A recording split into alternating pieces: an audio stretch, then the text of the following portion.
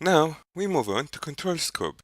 This is the last process in the scope management knowledge area, where you can monitor and manage the changes, comparing them with the scope baseline throughout the project. Remember that control scope is an ongoing process. There are quite a few inputs and outputs, but regardless, it's very easy to understand. Unfortunately, it's the hardest activity the project manager will do in a real-life project. From the name of the process, you can tell that it's related to controlling any changes, whether they are adding to or removing from the scope. We have to decide what's to be controlled and how it will be measured, and we have to decide how much deviation from the plan will be allowed before we act, as well as how we can fix the problems and how to spot and correct potential issues before they occur. The process of controlling a project or any system is more complicated than just waiting for something to go wrong and then, if possible, fix it. We have to decide at what points during the project we will try to apply control. The main concept of the control scope process is that changes are inevitable.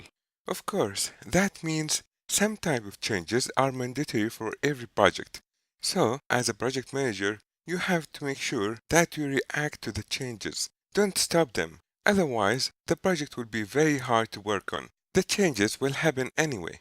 Why is the fourth item of the Agile Manifesto important here? The fourth point in the Agile Manifesto says responding to change over following a plan. So, number one, your plan should be flexible. And number two, in the current market, in which customer requirements, available technologies, and business patterns are constantly changing, we have to approach product development in an adaptive way. That means we can incorporate change and maintain fast product development life cycles instead of focusing on following plans formed with information that might be out of date. The second concept, controlling the project scope, makes sure that all requested changes are processed through the Perform Integrated Change Control process, which is one of the integration knowledge areas processes. This is a very important concept for the exam. You will face many questions about it, so make sure you get the right answer. Remember that any change must take place through the Perform Integrated Change Control process, in which the change will be reviewed, then approved or rejected by the project manager or the sponsor or the change control board. The second concept of control scope is also used to manage the actual changes when they occur and is integrated with other control processes. In the exam, remember that when you see uncontrolled, it's referring to scope creep, and this is bad, as we know. Scope creep, which is uncontrolled expansion of the project scope without also expanding time, cost, or resources. It's one of the biggest problems faced by project managers. There are three things that most project managers know will happen: death, taxes, and scope creep. If you have any undocumented or unplanned changes, they will cause scope creep. That means you have a problem in the project management plan and you have to review it. There are some techniques you can use in order to minimize scope creep. Remember them for the exam. Time boxing, which I explained in the Agile life cycle. Time boxing helps to minimize scope creep as it forces the team to process essential features first, then other features when time permits. In the project scope statement, if you define what's included and what's excluded, that would help you to reduce scope creep. The WBS and WBS dictionary are often used additionally as a baseline for monitoring and measuring wants and needs in comparison to the agreed-on project scope. That way, we can make sure that the project doesn't attempt to deliver outcomes that are not included in the requirements, and we can use the change management plan. Regarding the term gold plating, although it's not mentioned in the PMBOK, but it's useful to know. This term refers to doing extra work for the customer out of scope. For instance, adding extra functionality, additional items, etc. Remember that people who want work to be done will try to add it to the project whether it's logically part of the project or not, so you must control the scope. So, what are the inputs we need for control scope? As usual, we need the project management plan. And from plan scope management, we need the scope management plan. because it describes how the project and the product scope will be controlled. And you need the requirements management plan because it describes how the project requirements will be managed.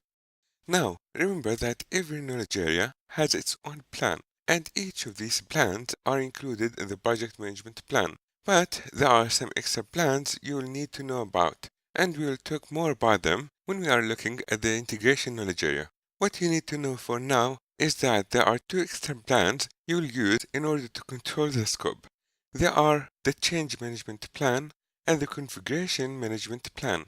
You will also use the performance measurement baseline, which is an extra component from the project management plan.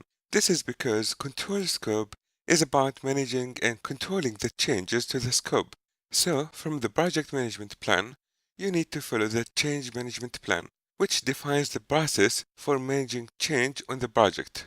The main concept of change management plan is to describe how any change requests made during the project will be formally authorized and incorporated.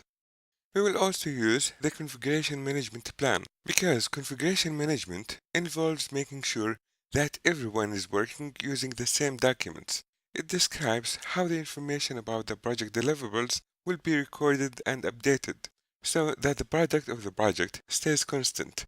The configuration management plan is also important because it describes which deliverables should or should not go through the change control process. It defines the deliverables that are configurable, which ones require formal change control, and it describes the process for controlling changes. It also recommends which tools will be used to manage configurable items, what versioning scheme will be used. For example, a document version will have four number sections, as you can see here, 4.2.6.1. The first section represents the product, the second represents the deliverables, etc. Another input you need is the scope baseline, which contains the project scope statement, WBS, and WBS dictionary. And you also want the performance measurement baseline, because this measures the scope work performance against the performance measurement baseline. Or you can say, we use it to compare the actual results with the original plan. The performance measurement baseline, or PMB, is one of the subsidiary project management plan components. It serves as the metric benchmark against which we measure performance in terms of time, cost, and scope. We also use it as the basis for business value tracking. The reasons for establishing and documenting the performance measurement baseline are to ensure achievement of project objectives, manage and monitor progress during the project execution, and establish performance measurement criteria. Next, you want the project documentation. This includes the lessons learned register, holding lessons learned sessions to address possible process improvements and getting new information can help us improve scope control. And from the collect requirements, you need the requirements documentation and the requirements traceability matrix. You also need the work performance data from direct and managed project work as an input. This includes the number of change requests received, the number of change requests accepted, and the number of deliverables which have been verified, validated, and completed. And lastly, you need the organizational process assets. So, any control policies, procedures, guidelines, and any templates to be used. So, what tools and techniques do we use for control scope? We use data analysis techniques. The first data analysis technique is variance analysis. Variance analysis can be conducted in each knowledge area based on its particular variables. In monitoring and control project work, the variance analysis reviews the difference or variance between planned and actual performance. This can include any measurements or metrics you can use to compare. This is where you constantly compare the information that you are gathering about the way the project is going to affect your baseline. Important aspects of project scope control include determining the cause and degree of variance relative to the scope baseline. In other words, you take a look at the baseline and see how the change will affect it. This is where you decide whether you need to take some sort of corrective action or preventive action. You can compare the baseline against the change that you want to make to figure out how big the change will be. Remember that the baseline can be changed only through formal control procedures, and we use it as a baseline for comparison while we are performing validate scope and control scope processes as well as other control processes. The other data analysis technique we use is trend analysis. It examines project performance over time to determine if performance is improving or the performance is deteriorating.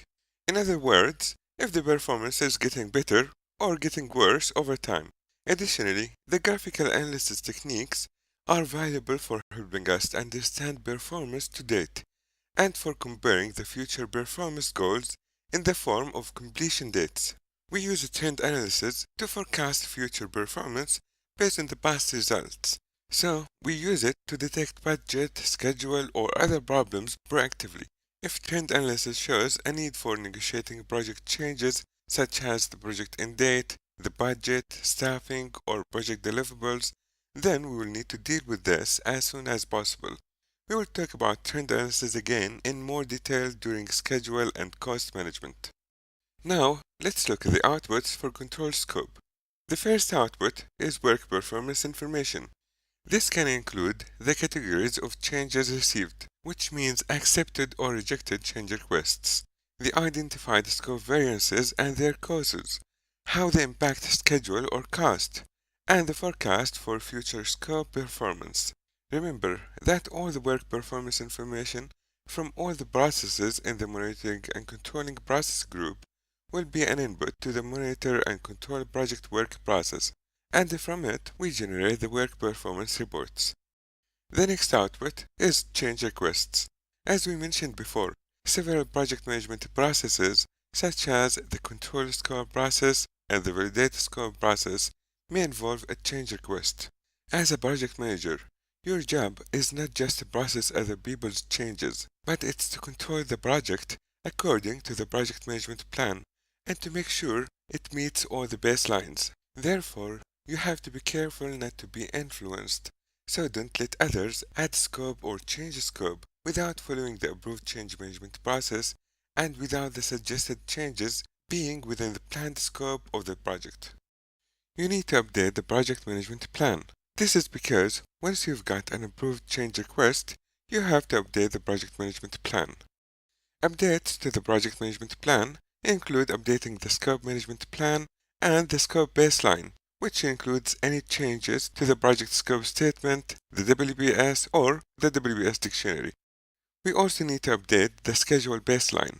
As we mentioned before, during monitoring and controlling, the approved baseline dates are compared to the actual start and finish dates to determine if variances have occurred. Changes to the schedule baseline are incorporated in response to approved changes in the scope, the resources, or schedule estimates.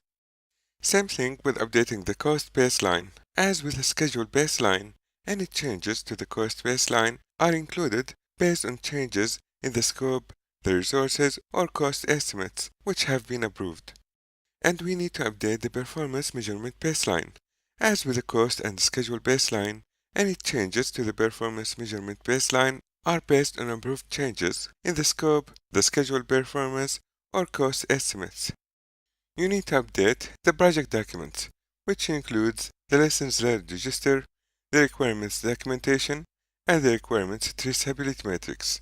So now we've reached the end of the project scope management knowledge area. But before we finish, now that you are going to be a project manager, make sure you understand these points about what you should and shouldn't do for effective scope management. This advice will be useful to you when you are practicing project management, as well as helping you for the PMB exam. As a project manager, here are some things you should do. Understand the goals of the project. What business function does it fulfill? Set objectives that are achievable by the project alone. Recognize the scope of other projects. Agree boundaries and avoid duplication of deliverables, tasks, and/or responsibilities. Ensure that all key stakeholders agree and understand the project scope. If time is critical, gain consensus on what functionality can be left out and use time boxing. Define the full extent of project deliverables. And here are the things you shouldn't do. Agree to any change in the project scope without the approval of the sponsor. Assume that scope is non-negotiable. Allow stakeholders to form unrealistic expectations. Cut corners on testing, quality, etc. in order to meet schedule. Forget issues such as training, implementation, etc. are part of the scope. Before we move on to the next knowledge area, I recommend making sure you are familiar with the workings of scope management. Read through the PMBOK and check back here to refresh yourself on any areas you are not too sure about. Solve some exam simulations after you finish each knowledge area. Once you are ready, move on to the next knowledge area.